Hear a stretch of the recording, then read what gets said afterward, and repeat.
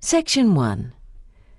You will hear a telephone conversation between a woman who will soon move house and an employee of a telephone company. First, you have some time to look at questions 1 to 5.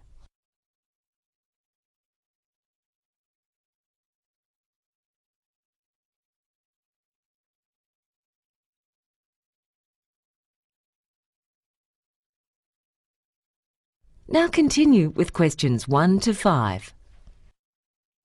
Thank you. And is the account in your name? Yes, it is. Could you spell your full name, please? It's Penny Ryan. That's Pennyryan. Thank you. Now I just need to ask you a question for security purposes. I hope you don't mind, but could you tell me your date of birth, Ms. Ryan? No, I don't mind. It's the 24th of March, 1982. Right. And do you know yet the date on which you'll be moving? Yes, it's next Tuesday, the 16th of September. Thank you. Now, madam, can you tell me where you'll be moving to? My new address will be 18 King Street, Blacktown. Uh-huh. I can allocate you a new telephone number now if you like, though it won't be operational till you actually have it connected. Oh, that'd be really useful. I could tell my friends the new number even before I move. Do you have a pen and paper handy? Yes. Okay. Your new number will be 7690-3275. Great. Now, up until now, you've been receiving your telephone bills once a month. As a long-standing customer, you have the option of being billed only once every 3 months if you like. I'll stick with monthly bills. It just makes it easier for me to stay within my household budget. All right then. Before you hear the rest of the conversation, you have some time to look at questions 6 to 10.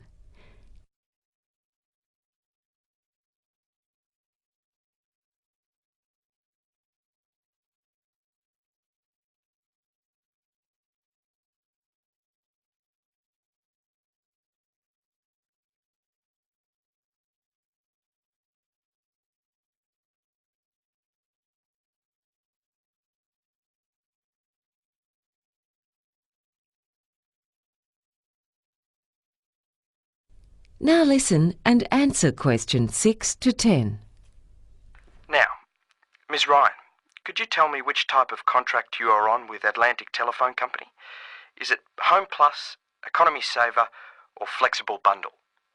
Let me think. I think I used to be on Home Plus, but then I got a mobile phone and I wasn't using my landline that much anymore, so I switched plans.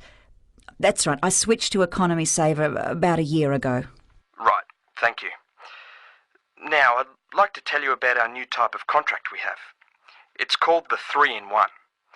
If you have your landline, your mobile, and the internet connection with us, you get a 20% discount every time you pay the bill. Oh, but with my mobile, I'm using a very cheap provider, but they're not that reliable. If I do switch contracts, will I be locked in for a certain time period? Well, that's the case with Home Plus, but with this one you're free to change again at any time without penalty. Ah. In that case, I'll switch from Economy Saver to 3-in-1. Good. I'm sure you'll find you'll make real savings with that. Oh, I just have a question about the internet. Yes. What do you want to know? There are certain times when I can make unlimited downloads, like if I want to download a movie. That's from 10 p.m. to 6 a.m, isn't it? It's a bit more restricted than that. It's from 1 a.m. to 6 a.m. It turns out that the peak period of accessing large files is from 11 at night to 2 in the morning. Oh, well, that's interesting. There must be a lot of night owls. I suppose so. Now, do you mind if I ask you, what's the main type of phone call you make? Any information you give me will be kept confidential. It's just information that helps us provide a better service to our customers. All right then. But what do you mean by type of phone call? Would you say the majority of your calls are to friends and relatives, or are they work-related, or for paying bills and so on? Well, I started to work from home last year, so most of them were work-related. But then I didn't make enough money from that line of work, so I got a part-time job, and now I mainly use the phone to call relatives. I tend to keep in contact with friends by email. Okay, thank you. Now just one more question, then we'll be finished. In the years that you've been with Atlantic Telephone Company, how would you rate our service overall? Well, initially there were a few problems, and it wasn't really satisfactory. But in general, I'd say things have been mostly satisfactory.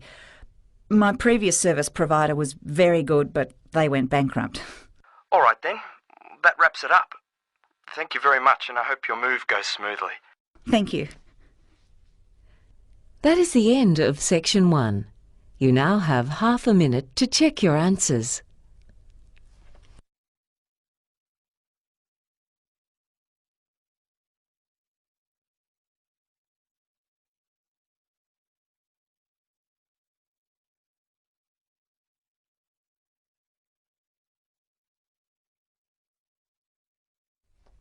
Now turn to section 2. Section 2. A group of people has just arrived at their hotel for a 2-week holiday. The hotel manager is talking to them about some hotel facilities and rules. First, you have some time to look at questions 11 to 17.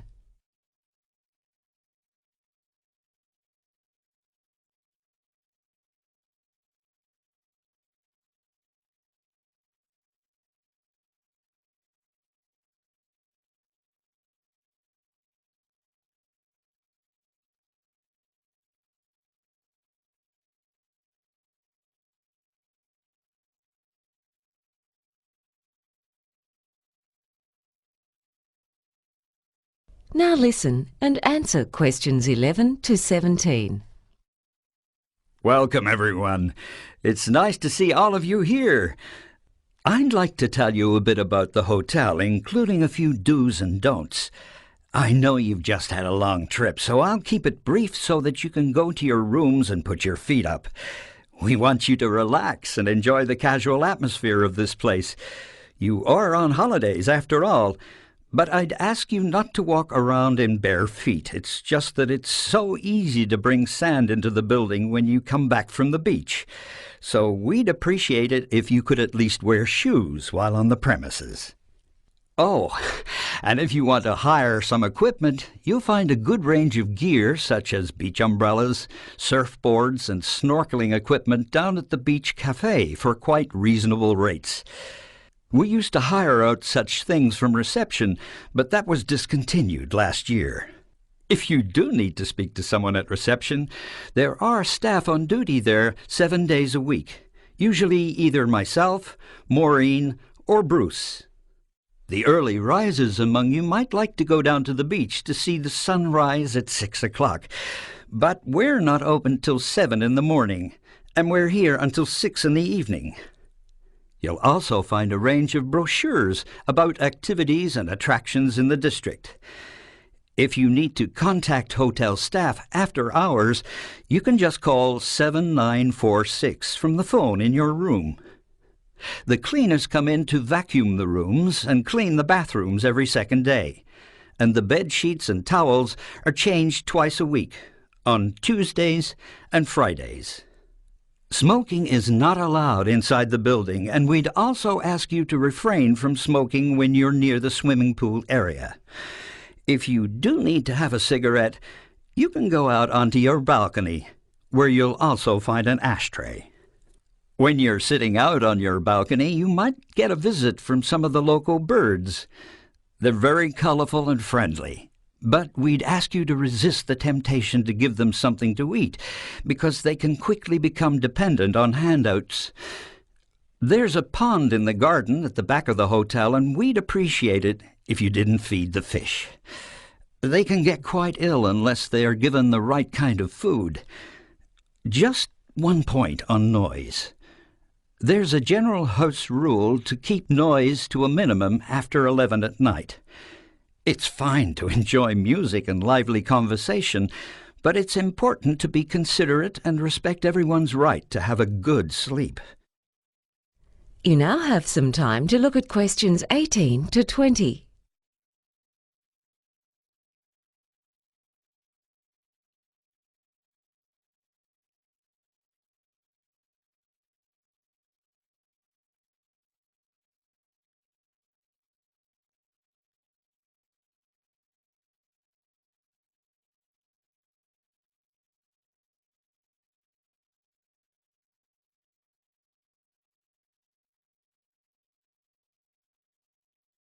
Now listen and answer questions 18 to 20.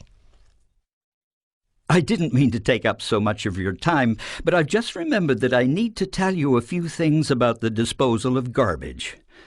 We do like to do things in an environmentally friendly manner around here, and so we recycle garbage where possible.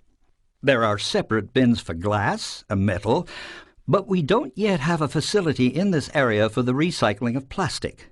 So that should just go in with your general unrecyclable waste, along with food scraps.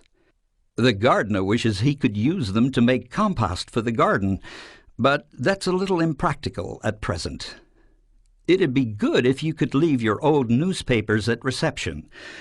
The local school is involved in a recycling project, and they send someone to the hotel to pick them up. If it's raining and you don't feel like going out, there are plenty of ways to pass the time in the hotel. There's a gym on the second floor if you want to get some exercise, and a couple of billiard tables in a room next to the gym. For relaxation, there's a coin-operated spa, which is also located on the second floor. If you'd like to watch a movie, you can borrow a DVD from reception and watch it in your room. Also, if you've brought your laptop with you, you can connect to the internet in your room for a small fee. All these rules are designed to ensure you have a pleasant stay here. If any of you has the energy to go out tonight, you'll find there's plenty to do. Just around the corner, there's a nightclub if you feel like some dancing. But if you want to have a few drinks without the music, there's a bar in the center of town. But you'll need to take a taxi to get there. There's also a cinema and even a casino down there. If you like to sing, you'll find a karaoke club right across the road from the hotel. Anyway, I hope you all have a very happy stay with us. That is the end of section 2. You now have half a minute to check your answers.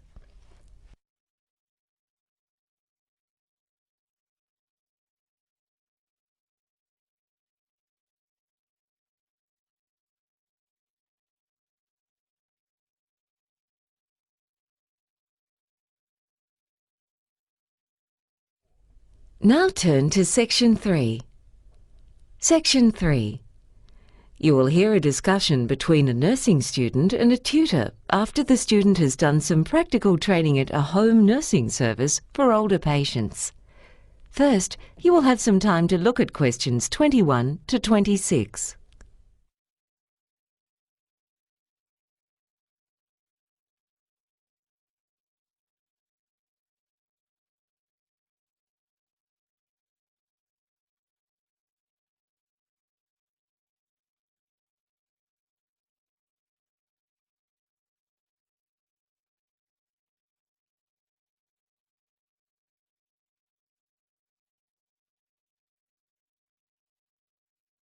Now listen and answer questions 21 to 26.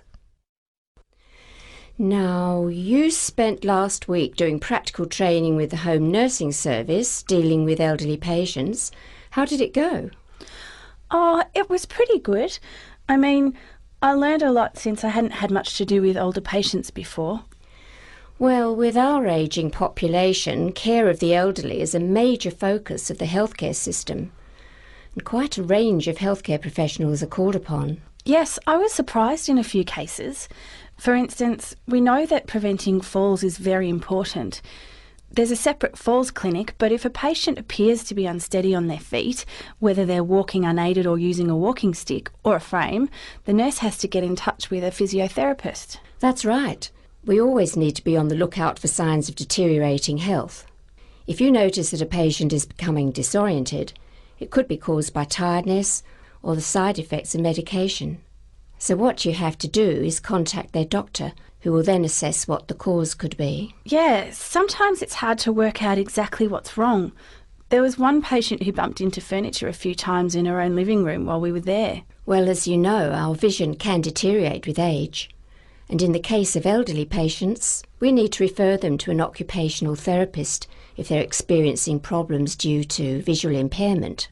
If necessary, it's up to that specialist to refer them to an optometrist. I see. What about the patients who don't want our help? I mean, they're free to live their lives as they want, and we can't force them to see a doctor or someone. Yes, it's not unusual for our patients to decline assistance, especially the men. It's often a matter of pride or an overestimation of their own capabilities. But when there are potentially serious issues that could have a long-term impact on their health and safety, we get the aged care team to pay them a visit. Sometimes they just end up having a friendly chat, but at least they're informed about what services are available. So they provide a bit of psychological help, like a doctor often does. What about when a patient appears to be becoming increasingly frail? I mean, there could be a whole number of causes, like the time of day or just simply old age.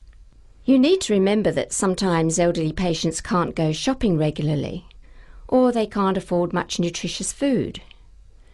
Because it can be a mixture of reasons that might need to be addressed by their doctor or the aged care team, we first contact a dietitian because we find that almost everyone can benefit from an expert review of the types of food they're eating.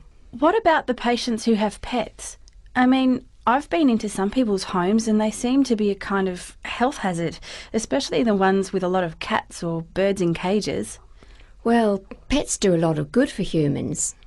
They provide company, they're a reason to get some exercise, particularly dogs, and generally they do more good than harm. But you're right, they can spread disease, and also dogs and cats can trip up their owners. We used to let the occupational therapist handle that issue, but now if we have concerns we give the Falls Clinic a call for a home assessment. Oh, right. I'll just make a note about that. Before you hear the rest of the conversation, you have some time to look at questions 27 to 30.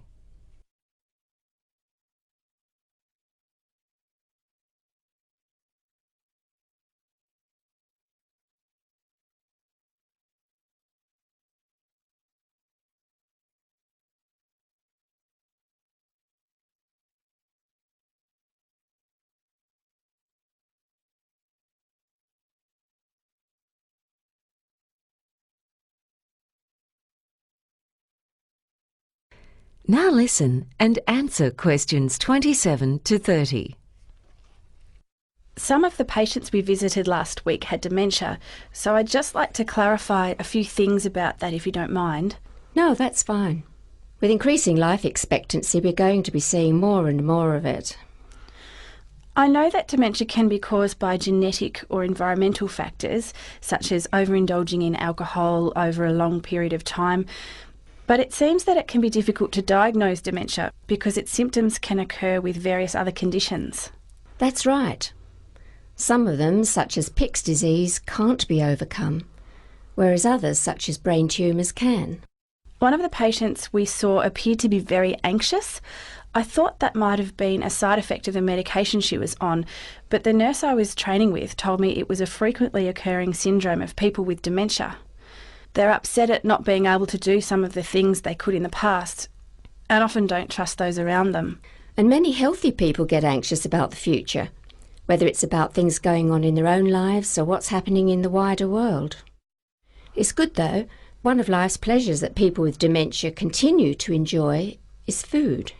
Generally, we find they're keen on cakes and desserts, so you have to make sure they have a balanced diet overall. Elderly people with dentures may avoid chewy food, and their taste receptors for salt can become diminished, which is a normal part of ageing. We had some lectures last month about research done on therapies to enhance the well-being of all kinds of age groups. For example, they told us that children recovering from surgery really like to sing if they've got the energy. People with dementia usually experience a lift in their mood while listening to music. And people with depression nearly always benefit from doing regular exercise. Yes, it's very rewarding to see patients responding to measures like those, and it helps us view their health from a broader perspective. That is the end of section 3. You now have half a minute to check your answers.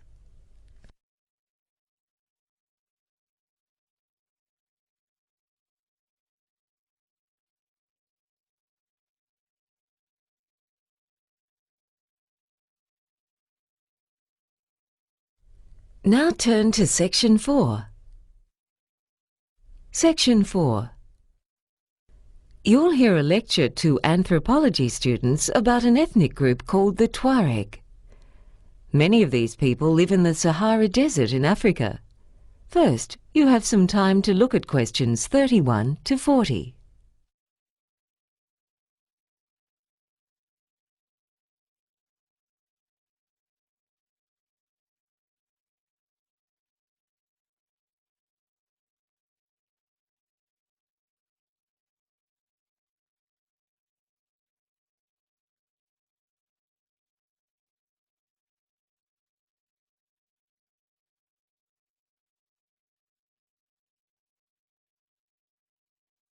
Now listen and answer questions 31 to 40.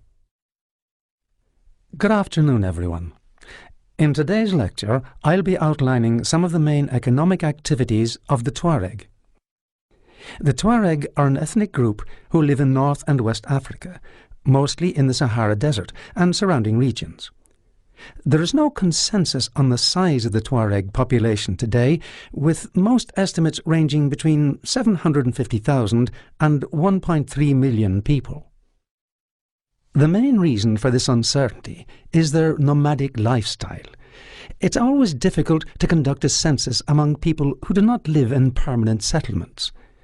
The Sahara is known around the world as a very arid region, and the ability of these people to survive in such an inhospitable environment is amazing. The Tuareg have sometimes been referred to as the blue people, because the indigo dye that is used to colour their clothing often comes off on their skin, giving it a blue colouring. Their staple diet consists of millet, a grain that they use to make porridge, as well as rice, wheat, and other grains. In the dry season, their staple foods are grain and dates, whereas in the cooler, wet season, they have more milk and meat. These days, most Tuareg living in rural areas pursue a range of activities. These include the herding and breeding of livestock, carrying out gardening in the oases, and, of course, trade, which they have conducted for millennia. For more than 2,000 years, they have operated camel caravans. These are groups of camels that carry goods over long distances, trading products between the Sahel region south of the Sahara up to the Mediterranean Sea on the coast of North Africa. The camel caravans, sometimes consisting of more than 20,000 camels, dominated trans-Saharan trade until the middle of the 20th century. A strong camel can carry up to a total of 300 kilograms of goods, excluding the rider. These caravans often cross the Sahara to the Sahel region to the south. At first, the pace is slow, to allow the camels to feed, but as they enter the barren desert where there is nothing to eat, they walk from morning till night, typically covering 50 kilometers in a day. In the semi-arid Sahel region, which receives between 10 and 50 centimetres of rainfall per year, the Tuareg obtain cloth as well as millet grown by the Hausa people. In exchange for these, the Tuareg give them a number of products, in particular salt and dates. Although camels are still used, these days goods are more often carried by truck and train.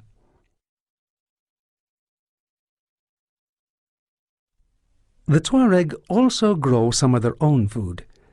Crops grown by the Tuareg include millet, barley, wheat, maize, onions, tomatoes and dates. In farming, there is a division of labour based on gender, with the men planting and irrigating the gardens and the women harvesting the crops. Herding animals is also an important economic activity. The livestock Tuareg particularly value are camels and cattle, rather than the smaller animals such as goats. In regard to herding animals, men usually take care of the camels, while the women look after the goats, sheep and donkeys. For more than 1,000 years, the Tuareg have been involved in the salt trade. The salt is obtained by digging pits 6 to 8 metres deep to reach water with a very high salt content, also known as brine. The summer heat evaporates the water, leaving the salt behind. The salt is then formed into blocks which weigh around 21 kilograms and packed into the hollowed-out trunks of palm trees. These are then wrapped in straw and loaded onto camels to be traded elsewhere. The price of salt rises with the approach of summer, because this is the time of year when animals need it most. The best quality salt is used for human consumption, and the lower quality salt is given to animals. One group among the Tuareg that is not involved in the camel caravans and farming are the craftsmen, who make the distinctive jewellery and handicrafts. Traditionally, they had lower status due to their more sedentary lifestyle. The Tuareg have always prized and enjoyed the freedom of a nomadic way of life, whereas the craftsmen need to stay in one place with their tools and workshops. However, for this same reason, they were always able to gain a higher level of education than other Tuareg groups. With gradual modernisation, their higher education levels have come to be of more benefit to them, in addition to which their jewellery and leather goods have found a market among visitors from abroad. The economic power of the Tuareg has deteriorated since countries in the region gained their independence in the 1960s and under the impact of severe droughts. Though most Tuareg continue to live as nomads, their traditional way of life is undergoing significant change. That is the end of section 4. You now have half a minute to check your answers.